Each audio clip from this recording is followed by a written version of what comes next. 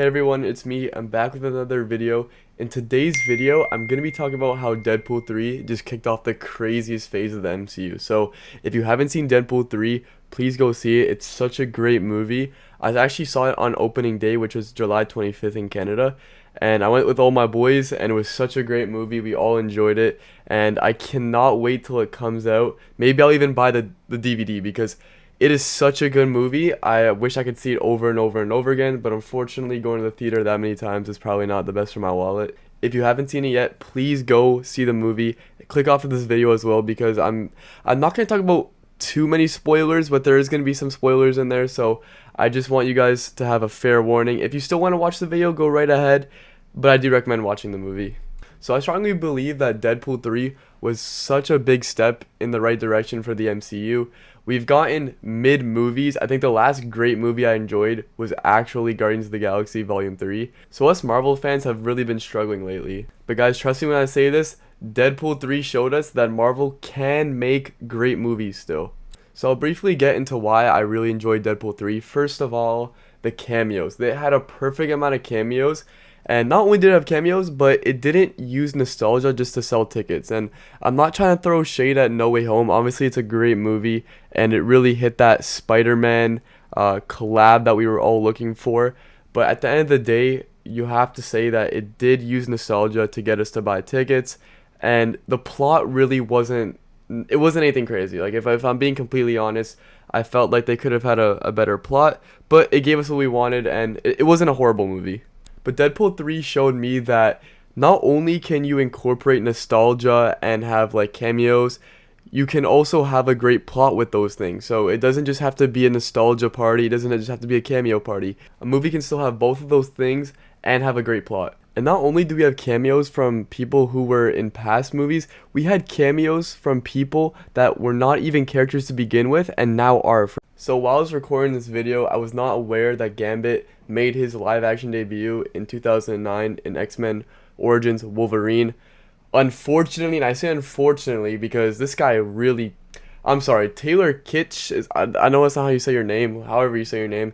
You are nowhere near Channing Tatum, no offense, I'm not trying to be rude, but guys, just disregard what I'm about to say about Gambit. We have seen Gambit before, but obviously not this good. Channing Tatum never got to play Gambit in an X-Men movie, but we finally got to see him as Gambit, and honestly, I would love if he got to play Gambit for the entire MCU because he did such a remarkable job. I know a lot of people like were on TikTok were kind of like laughing at his like accent and everything, but as you know, it's very comic accurate to Gambit, and I feel like he just nailed the character. Like I don't think I can name a single person that would have played Gambit better.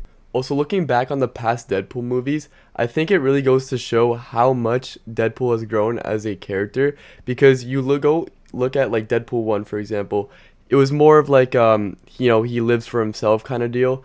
And then in Deadpool 2, we started to see that he actually does have morals and he sticks up for what he believes is right. And in Deadpool 3, we saw like just him in Deadpool 2 just turned up to the max. Like, again, I'm going to try to talk about like as many things as I can without spoiling. So I talk about things that you've probably seen on Instagram and stuff, but I'm not going to give away the main plot. But Deadpool really does go out of his way to show us that he isn't selfish and he's willing to take risks to keep people safe. So that concludes my little review of Deadpool. I really want to get to the main topic of this video, and that's how I believe Deadpool 3 is just about to kick off a crazy phase of the MCU. So if you don't know, a couple days later, we found out that Robert Downey Jr. would be casted in Avengers Doomsday as Doctor Doom, which is incredibly surprising. I do have an opinion about it, and I will state it later in the video, but I don't think anybody saw this coming. And I'm not a big comic book guy, but I've been doing some research on the Doomsday and Secret Wars events that's happened in the comics, and we've gotten a lot of crossovers that if we got today on the big screen, it would just blow our minds. And I think that's what makes the next chapter of the MCU so exciting, is that we really don't know what we're going to get. The possibilities are endless. I hope Marvel really gives us those crossovers that we want. I do understand that casting and budget obviously play a big factor in those, but honestly, if you are making an endgame type of movie, you need to go all out. And again, all this would bring back the hype for the MCU movies and allow us to experience what we got to experience with Infinity War and Endgame, but on just like a much larger scale. And you may be asking yourself, where does a character like Deadpool fit? You know, he's an R-rated character, and that brings me to my next point. I really hope they don't exclude Deadpool because he's an R-rated character. Deadpool fighting with the X-Men in the MCU would be so entertaining. And I understand that this character is very mature for a lot of audiences, but if you have to water down his humor and water down his language for a big crossover, I would not mind that at all. An actor like Ryan Reynolds doesn't need to cuss in order to be entertaining and funny, so I think that he could really like tone down his humor for the younger audiences. And because he can break the fourth wall, he could be aware of this, right? Like he could be say, oh, I gotta keep it PG for the kids, you know. And I think that's what makes his character so special, is he's so versatile. And I am aware that characters like Blade are also R-rated, and X-Men I believe are like PG-13, maybe even R-rated. But those movies I don't think really cuss a lot. It's more just like the gore, the like what's happening in the movies, the topics that they're talking about. But again, all this can be toned down, and I wouldn't even mind. Again, we have those movies for a reason. We have those movies for those mature audiences, and the Avengers, like, come on, we cannot miss out on an opportunity like this because of ratings. We gotta come up with some sort of solution. And look, I don't have all the answers, but I can tell you as a diehard Marvel fan, I know that this can all happen. I know deep down inside it can happen. It just needs to happen. So you guys let me know in the comments. Who do you want to see? What do you want to see?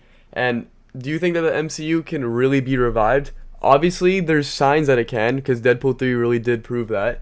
But let me know. Also, too, let me know how you felt about Deadpool 3. Did you like it? Did you not like it? I know there was some people that said that it was just filled with cameos and stuff, and they didn't really like how they were doing that.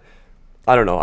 It's what I see on Reddit. You'd be surprised what you see. But regardless, make sure you hit the subscribe button so that you don't miss a video that I post. If we're going to be getting all this MCU content, I'm going to try and make as many videos as I can.